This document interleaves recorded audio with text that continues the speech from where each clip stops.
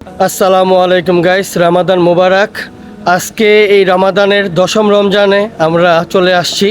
রামাদান আমাদের কাছ থেকে বিদায় নিচ্ছে। আমরা এই রামাদানের আজকে 10 রোজা দাঁড়িয়ে আছি। আমরা এখন এই সকালে কাকডাকা ভোরে একটু বাইরের দিকে একটু ঘুরতে বের হলাম। বাংলাদেশে আমরা এরকম ঘুরতে বের হতাম বিভিন্ন প্লেসে। সো আমার সামনে যে প্লেসটা দেখতে পাচ্ছেন সেই প্লেসটা হলো পাল্লার একটি প্লেস, একটি প্লাজা। এই প্লাজাটি আমি আপনাদের মাঝে এর আগে কয়েকটি ব্লগের মাধ্যমে তুলে ধরেছিলাম। নেক্সটের আরও একটি ব্লগের মাধ্যমে আমি আপনাদের মাঝে আরও সুন্দর করে তুলে ধরার চেষ্টা করব ইনশাল্লাহ। সো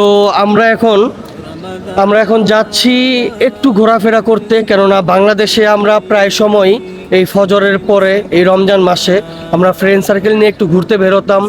আমরা নদীর পাড়ে চলে যেতাম। আমাদের নারায়ণগঞ্জে শীতলক্ষা যে নদীটি ছিল সেই নদীটিতে আমরা ঘুরতে চলে যেতাম। আমরা সেই নদীটিতে যেই জাহাজগুলো, যেই শিপগুলো দাঁড়িয়ে থাকে সেগুলোতে গিয়ে আমরা বসে থাকতাম। আর ভোরটা আমরা উপভোগ করার চেষ্টা করতাম।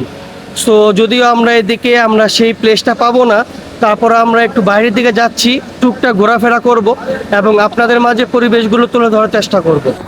দেন এই মুহূর্তে পাল্লার যে ঐতিহ্যবাহী ট্রাম্বিয়া আছে, আমরা সেই ট্রাম্বিয়ার লাইনের উপর দিয়ে আমরা হাঁটছি।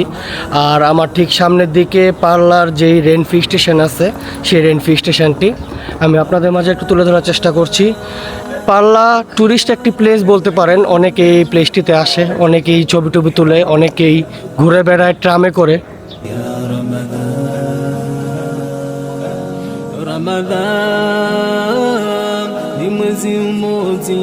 সত্যি এই বিষয়টা দেখতে আমার কাছে খুবই জোশ লাগে। আমরা যখন পাল্লাতে থাকতাম না তখন মাঝে মাঝে পাল্লাতে আসতাম।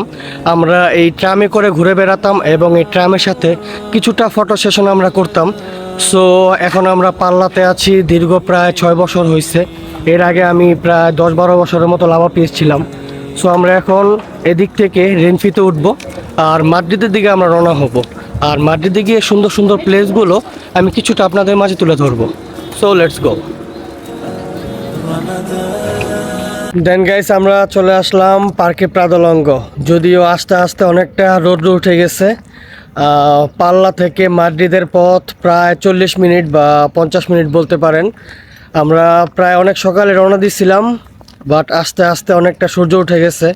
তারপরেও আমরা সকালটা উপভোগ করার চেষ্টা করতেছি, কেননা এই সকালটা তো সচরাচর আমাদের উপভোগ করা হয় না। সো দেখতে পাচ্ছেন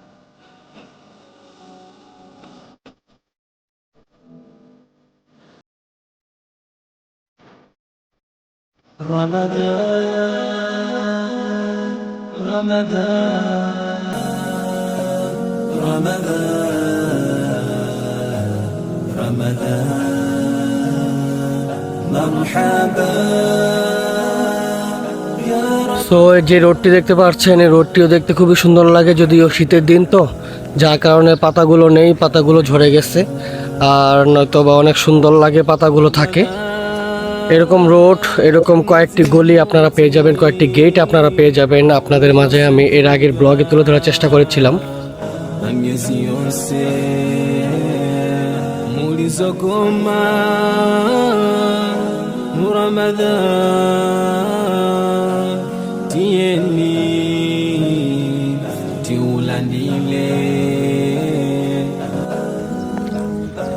দেন গাইস, রমাদানের সকাল খুব সুন্দর, জুমার সকাল আসলেই খুবই সুন্দর।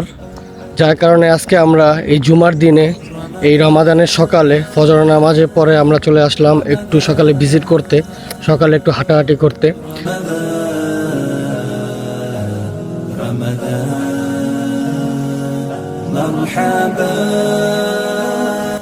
রমজান মাসে বাংলাদেশে আপনারা কারা আমার মতো এরকম সকালে ঘুরতে বেরোতে পছন্দ করেন জানাবেন কমেন্ট বক্সে।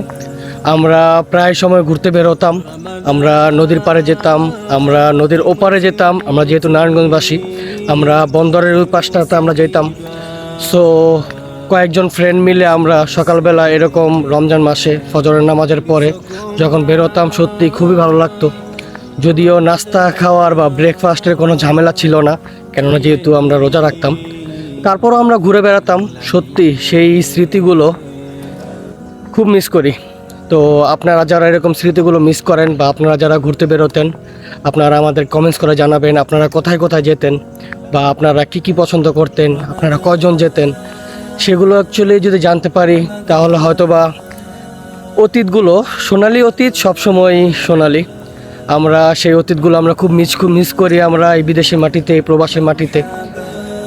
তো তাই আর কি আজকে একটু বেরোলাম সকালবেলা, সকালের পরিবেশটা একটু উপভোগ করার জন্য।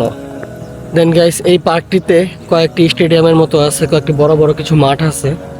এই মাঠগুলিও দেখতে খুবই সুন্দর লাগে, যদিও এখন খেলাধুলা যারা করে, প্লেয়ার যারা আছে তাদেরকে দেখা যাচ্ছে না, কেননা এখন অনেক সকাল। আরও কিছুক্ষণ পরে হয়তো বা এই মাঠটি কানায় কানায় ভরে উঠবে। সো আমরা একটু বাইরে থেকে দেখানোর চেষ্টা করছি এই মাঠটি। দেন গাইস, আমরা এই প্লেসটিতে আমরা ঘুরে বেড়াচ্ছি এবং আপনাদের মাঝে কিছুটা সৌন্দর্য তুলে ধরছি এই রামাদানের এই জুমার দিনের। সো আমরা এদিক থেকে চলে যাব সৌদি নির্মাণাধীন একটি বড় মসজিদ, যেটি কিনা মাদ্রিদের বেন্টাসে অবস্থিত। আমরা সেই মসজিদটিতে চলে যাব এবং সেই মসজিদে আজকে আমরা ইনশাআল্লাহ জুমার নামাজ আদায় করব। আর জুমার নামাজ আদায় করার আগে বা পরে আমি আপনাদের মাঝে সেই মসজিদের সৌন্দর্যগুলো তুলে ধরব। অনেক বড় একটি মসজিদ, এটি হলো সৌদি নির্মাণাধীন একটি মসজিদ মাদ্রিদে। সো এটা আমাদের গর্ব। আর সেই মসজিদটি দেখে আশা করি আপনাদের কাছে অনেক ভালো লাগবে। তারপর আমরা সন্ধ্যার দিকে আমরা ইফতার করব ইনশাল্লাহ কোনো একটি অ্যারাবিয়ান কোনো একটি রেস্টুরেন্টে। সো এই ভিডিওগুলো আমি ছোট ছোট ব্লগের মাধ্যমে আপনাদের মাঝে ইনশাল্লাহ তুলে ধরার চেষ্টা করব।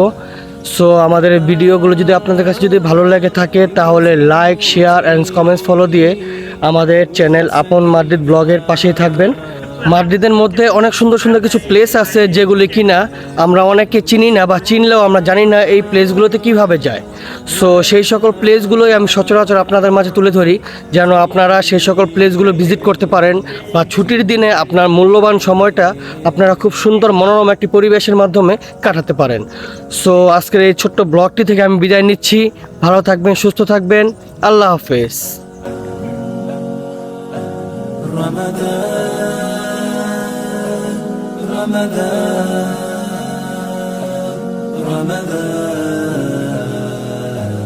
Ramadan